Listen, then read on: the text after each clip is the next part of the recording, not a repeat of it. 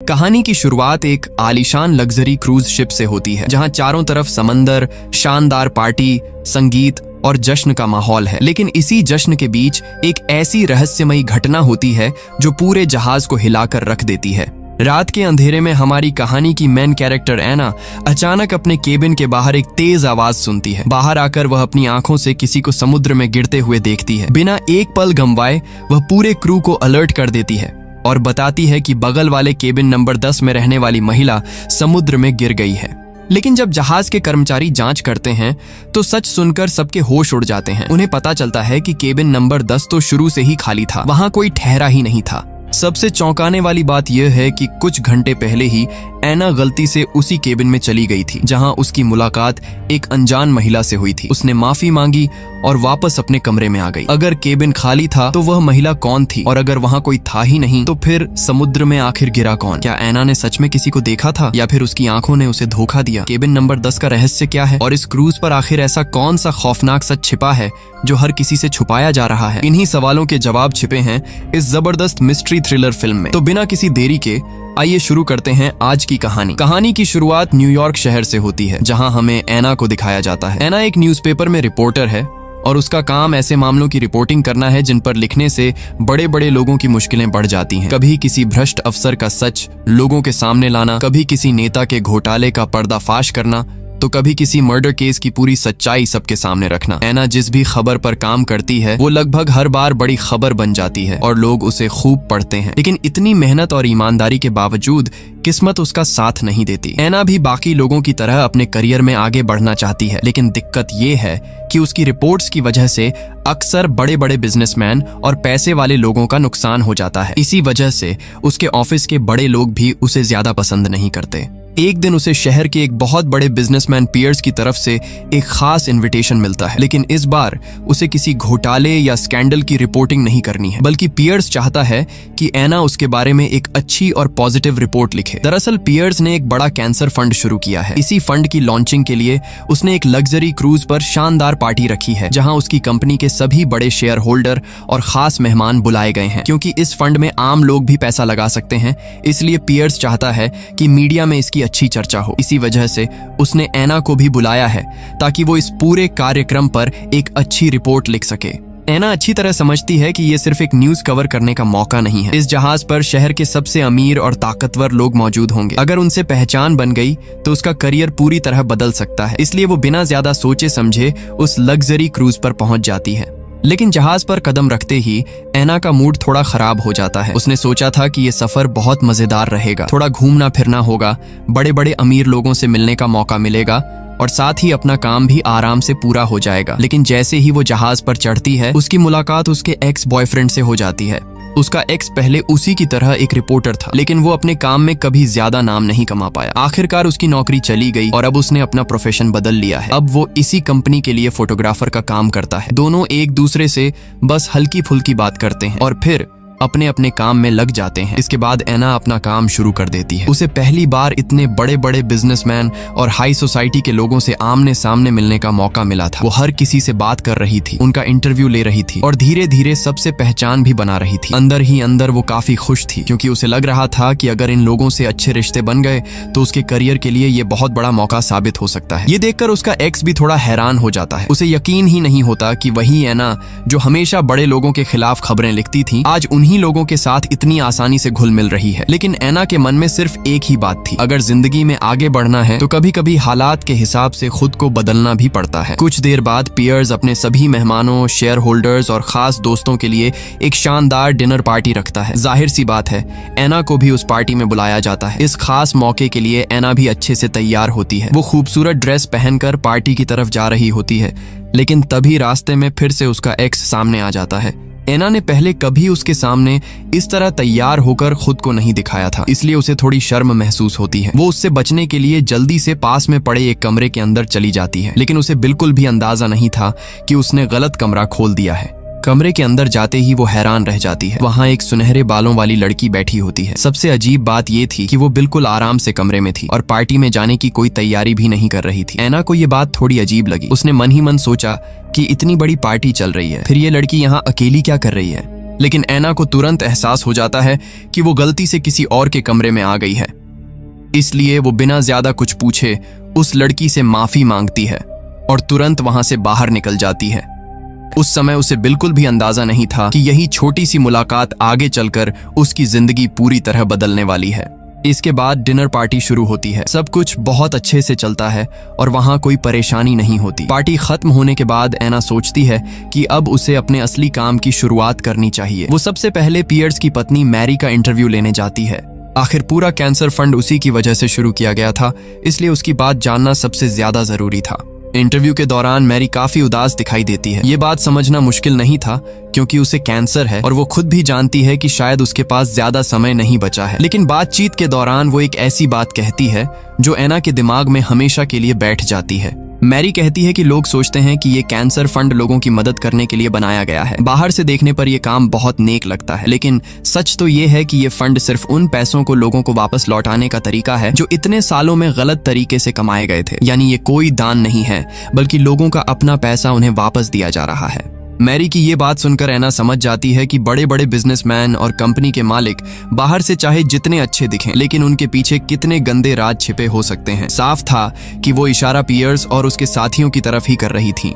Interview खत्म होने के बाद ऐना अपने कमरे में वापस आ जाती है। धीरे धीरे रात हो चुकी थी। पूरे दिन के काम के बाद वो सोने चली जाती है, लेकिन उसे बिल्कुल भी अंदाजा नहीं था कि उसी रात उसकी जिंदगी का सबसे डरावना हादसा होने वाला है। रात के बीच में अचानक ऐना की नींद खुल जाती है। उसे ऐसा लगता है कि बगल वाले कमरे से किसी के जोर जोर से झगड़ने की आवाज आ रही है। पहले तो वो ध्यान से सुनती रहती है, लेकिन तभी उसे एक और अजीब आवाज सुनाई देती है। ऐसा लगता है जैसे कोई बहुत भारी चीज समुद्र में गिर गई हो।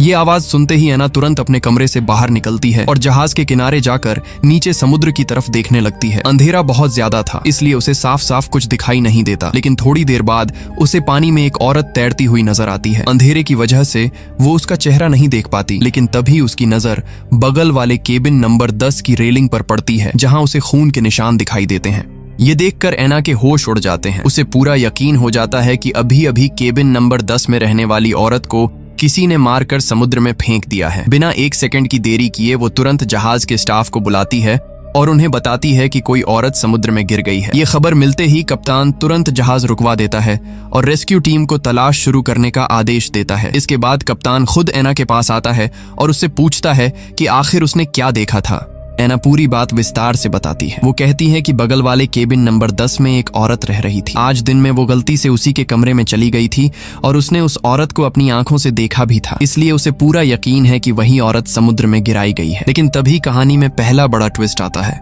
कप्तान ऐना की बात सुनकर कहता है ये नामुमकिन है, क्योंकि केबिन नंबर 10 में कोई रहता ही नहीं। वो कमरा पूरी तरह खाली है। जिस मेहमान को वहां रुकना था वो आखिरी समय पर नहीं आ पाया था।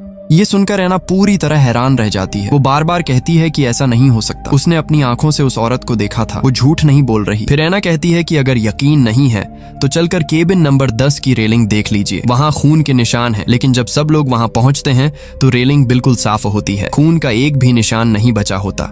ऐना को समझ ही नहीं आता कि ऐसा कैसे हो सकता है, लेकिन उसे अचानक एक और बात याद आती है। वो कहती है कि उसके कमरे की तरफ एक सिगरेट का टुकड़ा उड़कर आया था, शायद वही सबूत बन सकता है। लेकिन जब वो जाकर डस्टबिन देखती है तो उसके अंदर भी कुछ नहीं होता, सिगरेट का टुकड़ा भी गायब हो चुका था। अब कप्तान को पूरा यकीन हो जाता है कि ऐना ने शायद अंधेरे में कुछ गलत देख लिया होगा। वो कहता है कि शायद उसे कोई गलत फहमी हुई है। इसके बाद वो जहाज दोबारा चलाने का आदेश दे देता है और सफर फिर से शुरू हो जाता है। लेकिन ऐना का दिमाग पूरी तरह उलझ चुका था। उसे बार बार वही बात परेशान कर रही थी। उसने अपनी आंखों से एक औरत को देखा था, फिर वो औरत अचानक गायब कैसे हो गई, खून के निशान कहाँ चले गए और सारे सबूत एक ही रात में कैसे साफ हो गए। पूरी रात यही सवाल उसके दिमाग में घूमते रहते हैं। अगली सुबह भी ऐना इस बात को भूल नहीं पाती। वो जितना सोचती है उतना ही उसे लगता है कि कल रात जो उसने देखा था वो बिल्कुल सच था। एक जिंदा इंसान को वो अपनी आंखों से देखकर गलत कैसे पहचान सकती है। यही सोचकर वो फैसला करती है कि अब वो खुद इस पूरे मामले की सच्चाई पता लगाएगी। अगली सुबह ऐना को पूरी रात की घटना बार बार याद आ रही थी। जितना वो उसके बारे में सोच रही थी उतना ही उसे यकीन होता जा रहा था कि उसने कोई सपना नहीं देखा था। उसने अपनी आंखों से एक औरत को देखा था, फिर वो अचानक ऐसे कैसे गायब हो सकती है। इसलिए एना ने तय कर लिया कि अब वो इस पूरे मामले की सच्चाई खुद पता लगाएगी। सबसे पहले वो सीधे पियर्स के पास जाती है और उसे पूरी बात बताती है। एना कहती है कि चाहे उसे यकीन हो या ना हो, लेकिन एक बार पूरे जहाज की अच्छे से तलाशी जरूर लेनी चाहिए। हो सकता है वो औरत कोई मेहमान न होकर जहाज पर काम करने वाली स्टाफ में से कोई हो। अगर ऐसा है तो उसकी जान अभी भी खतरे में हो सकती है। एना की बात सुनकर पियर्स तुरंत जहाज पर काम करने वाले सभी लोगों को एक जगह इकट्ठा कर लेता है। एक एक करके सबकी गिनती की जाती है, लेकिन हैरानी की बात यह होती है कि कोई भी गायब नहीं होता। जहाज का हर स्टाफ मेंबर वहीं मौजूद था। अब एना खुद भी सोच में पड़ जाती है। उसे समझ ही नहीं आता कि आखिर उसने जो देखा था वो सच था या फिर सच में उसका वहम था। इसी बीच अचानक एना के दिमाग में एक बात आती है। उसे याद आता है कि उसका एक्स बॉयफ्रेंड इसी कंपनी में फोटोग्राफर का काम करता है और काफी समय से इनके साथ घूम रहा है। हो सकता है उसके कैमरे में उस सुनहरे बालों वाली औरत की कोई फोटो हो। बस फिर क्या था। एना तुरंत उसके पास जाती है और दोनों मिलकर कैमरे की सारी तस्वीरें देखने लगते हैं। काफी देर तक फोटो देखने के बाद आखिरकार उन्हें वही लड़की दिखाई दे जाती है, वही सुनहरे बालों वाली औरत जिसे एना ने केबिन नंबर 10 में देखा था। अब एना को पूरा यकीन हो जाता है कि वो कोई सपना नहीं था, वो औरत सच में इस जहाज पर मौजूद थी। ये फोटो मिलते ही एना बिना देर किए उसे लेकर सीधे पियर्स के पास पहुंच जाती है। वो फोटो दिखाकर कहती है कि अब तो साफ सबूत है, अब इस औरत को ढूंढना चाहिए और पता लगाना चाहिए कि वो कहाँ है। लेकिन पियर्स फोटो देखते ही हंसने लगता है। वो कहता है कि ये तस्वीर तो कई महीने पहले की है, उसे खुद भी नहीं पता कि ये लड़की कौन है, ऐसे में वो उसे कहां से ढूंढे। फिर वो समझाता है कि ऐसे बड़े बड़े अमीर लोगों की पार्टियों में अक्सर बाहर से मॉडल्स और खूबसूरत लड़कियों को बुलाया जाता है ताकि पार्टी का माहौल अच्छा लगे। कौन किसे बुलाकर लाया था ये पता लगाना लगभग नामुमकिन है, इसलिए सिर्फ एक पुरानी फोटो के सहारे किसी की तलाश नहीं की जा सकती। पियर्स की बात सुनने के बाद एना के पास कोई जवाब नहीं बचता। उसे भी लगता है कि उसकी बात पूरी तरह गलत नहीं है, इसलिए फिलहाल वो इस मामले को वहीं छोड़ देती है। लेकिन अजीब बात यह थी कि जब भी एना इस केस से पीछे हटने की कोशिश करती, तभी उसके सामने कोई नई चीज आ जाती जो उसे फिर से उसी रहस्य की तरफ खींच लेती। उसी दिन जब एना अपने कमरे में नहा रही होती है, तभी अचानक कोई उसे डराने की कोशिश करता है। उसे साफ साफ धमकी दी जाती है कि अगर उसे अपनी जान प्यारी है तो वो तुरंत इस मामले की जांच बंद कर दे। ये धमकी मिलते ही एना के मन का आखिरी शक भी खत्म हो जाता है। अब उसे पूरा यकीन हो जाता है कि उस रात उसने जो देखा था वो बिल्कुल सच था। किसी ने सच में जहाज पर एक औरत का कत्ल किया था और उसके बाद उसकी लाश समुद्र में फेंक दी थी, और अब वही लोग उसे भी चुप कराना चाहते थे ताकि ये राज हमेशा के लिए छिपा रहे। अब एना डरने वाली नहीं थी। उसने फैसला कर लिया कि चाहे कुछ भी हो जाए, उसे ऐसे सबूत ढूंढने होंगे जिन्हें कोई मिटा ना सके। तभी उसे अचानक उस सुनहरे बालों वाली औरत की एक बात याद आती है। जब वो गलती से उसके कमरे में गई थी तब ऐसा लग रहा था जैसे वो अभी अभी बाथरूम इस्तेमाल करके निकली हो। एना सोचती है कि अगर वो उस कमरे के बाथरूम में जाकर उसकी इस्तेमाल की हुई चीजें देखे तो शायद उसे उसके बाल या कोई और सबूत मिल जाए। यही सोचकर वो अपनी जान जोखिम में डालकर चोरी छिपे दोबारा केबिन नंबर 10 के अंदर घुस जाती है। इस बार उसकी किस्मत साथ देती है। कमरे के अंदर उसे आखिरकार एक ऐसा सबूत मिल जाता है जिसे देखकर उसकी आंखें चमक उठती हैं। वहां उसे एक सुनहरे रंग का बाल मिल जाता है। अब एना को पूरा यकीन हो जाता है कि उस कमरे में सचमुच कोई औरत रह रही थी और उसकी बात बिल्कुल सही थी। वो तुरंत वो बाल लेकर अपने एक्स बॉयफ्रेंड के पास पहुंचती है और कहती है, देखा, मैं शुरू से सच कह रही थी। केबिन नंबर 10 खाली नहीं था, वहां कोई औरत रह रही थी और मुझे पूरा यकीन है कि उसी का कत्ल किया गया है।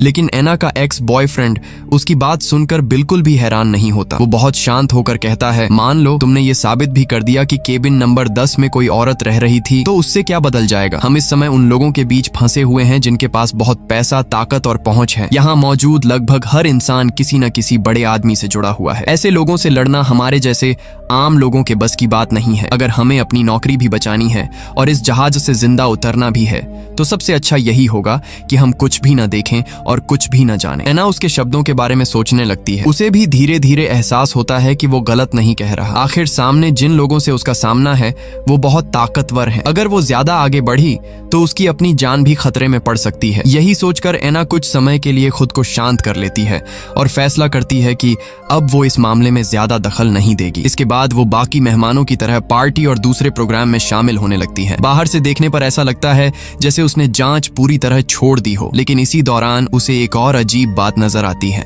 उसे याद आता है कि जब उसने पहली बार पियर्स की पत्नी का इंटरव्यू लिया था तब वो बहुत खुलकर बातें कर रही थी। उसकी हर बात में आत्मविश्वास था और वो अपनी सोच साफ साफ रख रही थी। लेकिन अब वही औरत बिल्कुल बदल चुकी थी। पार्टी में वो लगभग किसी से बात नहीं कर रही थी। वो बहुत चुप चुप रहती थी और कुछ देर बैठने के बाद ये कहकर वहां से चली जाती थी कि उसकी तबीयत ठीक नहीं है और उसे आराम करना है। ऐना को यह बदलाव बिल्कुल सामान्य नहीं लगा। उसके मन में बार बार सवाल उठने लगा कि आखिर एक ही इंसान का व्यवहार इतनी जल्दी इतना ज्यादा कैसे बदल सकता है। वो कई बार उससे अकेले में बात करने की कोशिश करती है, लेकिन उसे कभी सही मौका नहीं मिल पाता। इसी बीच एक और बड़ा हादसा हो जाता है और इस बार निशाना सीधे ऐना होती है। एक दिन जब वो अकेली होती है, तभी अचानक पीछे से कोई आता है और उसे जोर से धक्का देकर सीधे स्विमिंग पूल में गिरा देता है। ऐना कुछ समझ पाती उससे पहले ही वो आदमी पूल का ऊपर वाला ढक्कन भी बंद कर देता है। अब ऐना पूरी तरह पानी के अंदर फंस चुकी थी। वो बाहर निकलने की पूरी कोशिश करती है, लेकिन ऊपर का रास्ता बंद हो चुका था। साफ था कि जिसने भी ये किया था उसका इरादा सिर्फ डराने का नहीं बल्कि ऐना को मार डालने का था। खुशनसीबी से उस स्विमिंग पूल के नीचे की तरफ एक कांच की खिड़की थी जो जहाज के अंदर बने आराम करने वाले हिस्से से जुड़ी हुई थी। ऐना पूरी ताकत से उस कांच पर हाथ मारने लगती है। उसकी आवाज सुनकर बाहर मौजूद लोगों का ध्यान उसकी तरफ जाता है। सब लोग तुरंत भाग कर आते हैं और किसी तरह उसे पूल से बाहर निकाल लेते हैं। बाहर आने के बाद ऐना बुरी तरह घबरा चुकी थी। अब उसे पूरी तरह समझ आ गया था कि उसका एक्स सही कह रहा था। उसने जिस राज की जांच शुरू की थी उससे जहाज पर मौजूद किसी बहुत बड़े और ताकतवर इंसान को खतरा महसूस होने लगा था। अब वो लोग सिर्फ उसे डराना नहीं चाहते थे बल्कि उसे हमेशा के लिए रास्ते से हटाना चाहते थे। लेकिन सबसे दर्दनाक बात यह थी कि जहाज पर मौजूद कोई भी इंसान उसकी बात पर यकीन नहीं करता। सबको यही लगता है कि ऐना का पैर फिसल गया होगा और वो गलती से पूल में गिर गई। ऊपर से उस दिन बारिश भी हो रही थी, इसलिए लोगों का कहना था कि खराब मौसम की वजह से पूल पहले से ही बंद किया गया था। ऐसे में उसका ढक्कन बंद होना बिल्कुल सामान्य बात थी। अब ऐना के पास अपनी बात साबित करने का कोई तरीका नहीं बचा था। वो चाहकर भी किसी को सच्चाई नहीं बता पा रही थी। तभी उसे अचानक याद आता है कि उसके पास तो अभी भी सबसे बड़ा सबूत मौजूद है, वही सुनहरे बाल जो उसे केबिन नंबर 10 से मिले थे। अगर वो बाल सबको दिखा दे तो कम से कम ये तो साबित हो जाएगा कि उस कमरे में सचमुच कोई औरत रह रही थी। लेकिन अगले ही पल उसके पैरों तले जमीन खिसक जाती है। ऐना को अचानक याद आता है कि जब लोगों ने उसे स्विमिंग पूल से बाहर निकाला था तब उसके भीगे हुए कपड़े और कोट भी स्टाफ अपने साथ ले गए थे ताकि उन्हें साफ किया जा सके। और वही सुनहरे बाल जो उसके सबसे बड़े सबूत थे उसके कोट की जेब में रखे हुए थे। वो घबराकर तुरंत अपना कोट ढूंढती है, लेकिन जैसे ही जेब टटोलती है उसके होश उड़ जाते हैं। जेब पूरी तरह खाली थी। वो बाल वहां से गायब हो चुके थे। अब ऐना को समझते देर नहीं लगती कि किसी ने मौका मिलते ही उसका सबसे अहम सबूत चुरा लिया है। अब उसके दिमाग में एक और सवाल आता है। अब तक सिर्फ एक ही इंसान जानता था कि उसके पास वो सबूत है और वो था उसका एक्स बॉयफ्रेंड, इसलिए सबसे पहले शक भी उसी पर जाता है। ऐना सीधे उसके पास पहुंचती है और गुस्से में पूछती है कि कहीं उसने ही तो वो सबूत गायब नहीं किया। लेकिन उसका एक्स तुरंत सफाई देता है। वो कहता है, मैंने तुम्हारा सबूत नहीं चुराया, लेकिन मुझसे एक बहुत बड़ी गलती जरूर हो गई। वो बताता है कि कुछ देर पहले वो पियर्स और बाकी अमीर मेहमानों के साथ बात कर रहा था। बातचीत के दौरान उससे गलती से ये बात निकल गई कि ऐना को केबिन नंबर 10 से एक अहम सबूत मिला है। उसे बिल्कुल अंदाजा नहीं था कि उसकी ये छोटी सी बात इतनी बड़ी मुसीबत बन जाएगी। ये सुनते ही ऐना का सिर पकड़ लेने का मन करता है। उसे समझ नहीं आता कि वो गुस्सा करे या रोए। उसे लगता है कि उसका एक्स सिर्फ एक्स बॉयफ्रेंड ही नहीं बल्कि सबसे बेकार साथी भी है। उसकी एक गलती की वजह से अब दुश्मनों को भी पता चल गया था कि ऐना के पास सबूत था। अब ऐना के पास करने के लिए कुछ बचा नहीं था। वो फैसला करती है कि अब वो किसी तरह चुपचाप इस जहाज पर रहेगी और जैसे ही जहाज किनारे लगेगा वो बिना किसी झंझट के वहां से निकल जाएगी। लेकिन उसी रात कहानी फिर से ऐसा मोड़ लेती है जिसकी उसने बिल्कुल उम्मीद नहीं की थी। रात के समय अचानक उसके कमरे के दरवाजे पर दस्तक होती है। ऐना एक पल के लिए डर जाती है। उसे लगता है कि शायद इस बार उसे सच में मारने लोग आए हैं। लेकिन जैसे ही वो दरवाजा खोलती है उसके सामने एक काले कपड़े पहने हुई औरत खड़ी होती है। ऐना उस औरत को देखते ही चौंक जाती है क्योंकि उसने ये कपड़े पहले भी देखे थे। ये वही कपड़े थे जो उस सुनहरे बालों वाली लड़की ने पहने हुए थे जिसे ऐना ने पहली बार केबिन नंबर 10 में देखा था। बिना कुछ सोचे ऐना उसके पीछे दौड़ पड़ती है। उसके मन में सिर्फ एक ही सवाल घूम रहा था। उस रात तो मैंने अपनी आंखों से एक औरत की लाश समुद्र में गिरते हुए देखी थी। अगर वही औरत थी तो फिर ये जिंदा कैसे है? कुछ दूर जाकर वो औरत रुकती है और ऐना से कहती है, अगर अपनी जान बचानी है तो इस मामले की जांच यहीं बंद कर दो। जितना शांत रहोगी उतने ज्यादा जिंदा रहने के मौके हैं। लेकिन उसकी ये बात सुनकर ऐना और भी ज्यादा उलझ जाती है। वो उसका हाथ पकड़ लेती है और उससे सच जानने की कोशिश करती है। तभी अचानक एक और बड़ा ट्विस्ट सामने आता है। खींचातानी के दौरान उस औरत के सिर से उसके सुनहरे बालों वाली विग उतर जाती है। विग उतरते ही एना उसकी असली शक्ल देखकर पूरी तरह सन्न रह जाती है, क्योंकि उसके सामने कोई और नहीं बल्कि पियर्स की पत्नी खड़ी थी। एना अभी उससे कुछ पूछ भी नहीं पाती कि तभी वो औरत अचानक अपना आपा खो बैठती है। वो एना पर हमला कर देती है, उसे बेहोश कर देती है और फिर उसे जहाज के नीचे बने एक बंद कमरे में कैद कर देती है। अब एना पूरी तरह अकेली थी। उस अंधेरे कमरे में बंद होकर वो बार बार पूरी घटना के बारे में सोचने लगती है। वो हर छोटी बड़ी बात को जोड़ने की कोशिश करती है, लेकिन फिर भी उसे कुछ समझ नहीं आता। फिर अचानक उसे एक बात याद आती है। उसे याद आता है कि जिस रात उसने समुद्र में लाश गिरते हुए देखी थी, उसके अगले दिन से ही पियर्स की पत्नी का व्यवहार पूरी तरह बदल गया था। पहले वो खुलकर बात करती थी, लेकिन उसके बाद वो हर समय डरी हुई, चुप और सहमी सहमी रहने लगी थी। यहीं से एना के दिमाग में एक बहुत बड़ा शक पैदा होता है। उसे लगने लगता है कि जिस औरत को अभी तक सब लोग पियर्स की पत्नी समझ रहे हैं, शायद वो असली पत्नी है ही नहीं, बल्कि असली पत्नी की जगह केबिन नंबर 10 में रहने वाली वही सुनहरे बालों वाली औरत उसकी जगह बनकर रह रही है। यहीं से एना पहली बार इस पूरे खेल की असली सच्चाई के बेहद करीब पहुंच जाती है।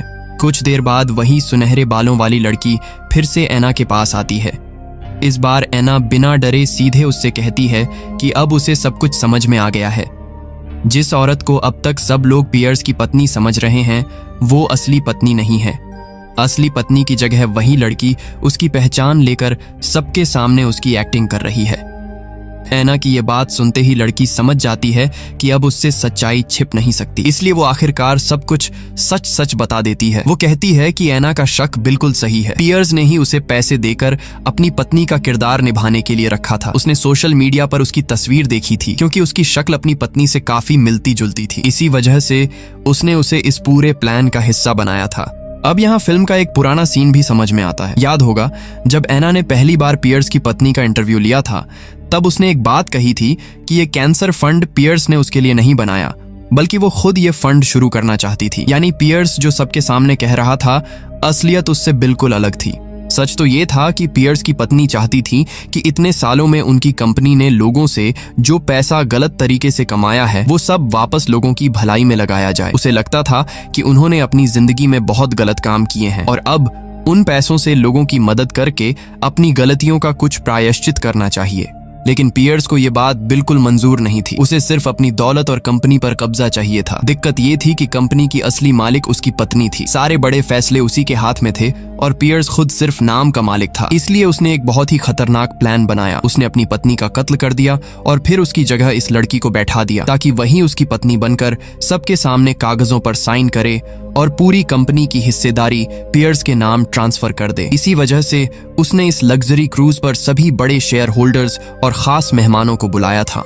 बाहर से देखने पर यह एक चैरिटी फंड का कार्यक्रम लग रहा था, लेकिन असल में पियर्स इसी मौके पर पूरी कंपनी अपने नाम करवाने वाला था। लेकिन उसके पूरे प्लान में एक बहुत बड़ी रुकावट आ गई और वो थी एना। उस रात जब पियर्स ने अपनी असली पत्नी का कत्ल किया, तब एना ने अनजाने में सब कुछ देख लिया था। तभी से वो पियर्स के लिए सबसे बड़ा खतरा बन गई। इतनी बड़ी सच्चाई जानने के बाद एना उससे पूछती है कि अगर वो शुरू से पियर्स के साथ मिली हुई थी, तो फिर उसने उसकी जान क्यों बचाई? वो चाहती तो उसे भी मरने दे सकती थी। लड़की कुछ देर चुप रहती है, फिर धीरे धीरे बताती है कि जब उसने ये काम स्वीकार किया था, तब उसे सिर्फ इतना बताया गया था कि उसे कुछ दिनों के लिए किसी और औरत का रोल निभाना है।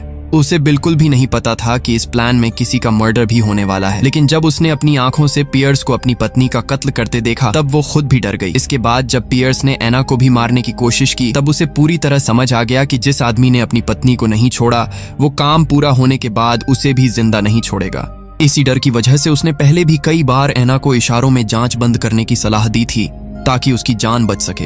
एना उसकी पूरी बात ध्यान से सुनती है और फिर उसे समझाने की कोशिश करती है। वो कहती है कि अब भी सब कुछ खत्म नहीं हुआ है। अगर वो अभी भी पियर्स पर भरोसा करेगी, तो आखिर में उसका भी वही हाल होगा। जिस इंसान ने अपनी पत्नी को सिर्फ पैसे के लिए मार दिया, वो किसी और की जिंदगी की क्या कीमत समझेगा? अगर दोनों को जिंदा बचना है, तो उन्हें मिलकर पियर्स का सच सबके सामने लाना होगा। एना की बातें सुनकर लड़की भी सोच में पड़ जाती है। काफी देर तक चुप रहने के बाद वो कहती है कि जब जहाज किनारे लगेगा, तब वो पीछे का दरवाजा खुला छोड़ देगी, ताकि एना चुपचाप वहां से निकल सके।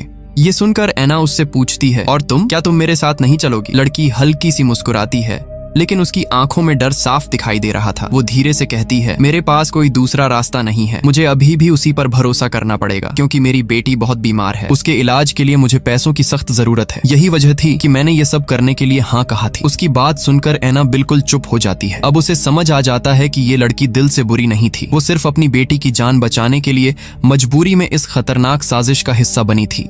ऐना उसकी मजबूरी समझ चुकी थी, इसलिए उस समय उसने उससे ज्यादा बहस नहीं की। थोड़ी ही देर बाद जहाज किनारे पहुंचने वाला था। दूसरी तरफ पियर्स खुद उस लड़की को अपने साथ लेकर शेयर ट्रांसफर की आखिरी मीटिंग के लिए निकल जाता है। इधर ऐना भी पीछे वाले रास्ते से चुपचाप जहाज से उतरकर वहां से निकलने वाली थी, लेकिन जैसे ही वो बाहर जाने लगती है उसके कदम रुक जाते हैं। वो सोचने लगती है कि अगर वो अभी यहाँ से भाग गई तो पियर्स अपना पूरा प्लान आसानी से पूरा कर लेगा। फिल्म की शुरुआत से ही हम देख रहे थे कि ऐना अपने ऑफिस में कभी वो पहचान नहीं बना पाई जिसकी वो हकदार थी। अब उसके सामने जिंदगी का सबसे बड़ा मौका खड़ा था। अगर वो इस पूरे मर्डर और प्रॉपर्टी हड़पने की साजिश का सच दुनिया के सामने ले आए तो वो सिर्फ एक बड़ी पत्रकार ही नहीं बनेगी, बल्कि उस बेगुनाह लड़की की जान भी बचा सकेगी जिसे पियर्स अपना काम खत्म होते ही शायद मार डालता। यही सोचकर ऐना वापस मुड़ जाती है। उसे याद आता है कि जब उसने पियर्स की असली पत्नी का इंटरव्यू लिया था तब उसने अपने हाथों से कुछ नोट्स और एक ड्राफ्ट लिखा था। अगर वो कागज मिल जाए तो ये साबित किया जा सकता है कि अभी पियर्स के साथ जो औरत घूम रही है वो असली पत्नी नहीं है, क्योंकि असली पत्नी की लिखावट और उसके विचार उन कागजों में साफ मौजूद होंगे। बस यही सबसे बड़ा सबूत बन सकता था।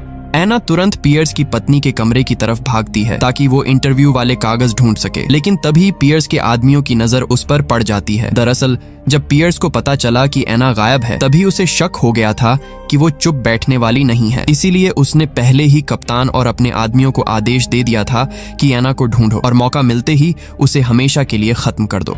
यहीं आकर ऐना को एक और बड़ी सच्चाई समझ में आती है। अब उसे एहसास होता है कि इस जहाज पर सिर्फ मेहमान ही असली थे, बाकी लगभग सभी लोग, चाहे वो स्टाफ हो, वेटर हो या फिर खुद कप्तान, सब पियर्स के साथ मिले हुए थे। तभी तो उस रात किसी ने भी उसकी बात पर भरोसा नहीं किया था और हर सबूत कुछ ही मिनटों में गायब कर दिया गया था। कुछ ही देर में पियर्स के आदमी ऐना को पकड़ लेते हैं। वो उसे मारने ही वाले होते हैं कि तभी अचानक उसका एक्स बॉयफ्रेंड वहां पहुंच जाता है। इस बार वो बिना डरे ऐना की मदद करने के लिए उन लोगों से भिड़ जाता है। पहली बार वो सच में ऐना के लिए खड़ा होता है, लेकिन अफसोस ये लड़ाई ज्यादा देर नहीं चल पाती। पियर्स के आदमी बहुत ज्यादा थे, वो सब मिलकर उस पर टूट पड़ते हैं। किसी तरह ऐना वहां से बच निकलती है, लेकिन उसका एक्स वहीं मारा जाता है। अपने एक्स की मौत देखकर ऐना पूरी तरह टूट जाती है। वो चाहती तो उसी वक्त वहां से भाग सकती थी, लेकिन अब ये लड़ाई सिर्फ एक खबर की नहीं रह गई थी। अब इसमें उसके एक्स की जान भी जा चुकी थी, इसलिए उसने फैसला कर लिया कि चाहे कुछ भी हो जाए वो पियर्स को बेनकाब करके ही रहेगी। इसके बाद ऐना चुपके से उस हॉल में पहुंचती है जहां शेयर ट्रांसफर का कार्यक्रम चल रहा था। पियर्स स्टेज पर खड़ा होकर सबके सामने भाषण दे रहा होता है। तभी अचानक ऐना सबके सामने आ जाती है और जोर से चिल्लाकर कहती है, पियर्स एक कातिल है, उसने अपनी ही पत्नी का कत्ल किया है। ये सुनते ही पूरे हॉल में सन्नाटा छा जाता है। पियर्स तुरंत सिक्योरिटी को इशारा करता है कि ऐना को वहां से बाहर निकाल दिया जाए, लेकिन तभी कहानी में आखिरी बड़ा ट्विस्ट आता है। जिस लड़की ने पियर्स की पत्नी बनकर सबके सामने उसकी एक्टिंग की थी वो अब ऐना का साथ देने का फैसला कर चुकी थी। वो सबके सामने कहती है कि पहले ऐना की पूरी बात सुनी जाए। अब पियर्स का पूरा प्लान बिखरने लगा था। आखिरकार उसकी साजिश सबके सामने आ जाती है। पुलिस मौके पर पहुंचती है और पियर्स को अपनी पत्नी के कत्ल, धोखाधड़ी और पूरी प्रॉपर्टी हड़पने की साजिश के आरोप में गिरफ्तार कर लिया जाता है। आखिर में पियर्स को हथकड़ियां लगाकर ले जाया जाता है और उसकी पूरी चाल वहीं खत्म हो जाती है। इसी के साथ फिल्म भी खत्म हो जाती है।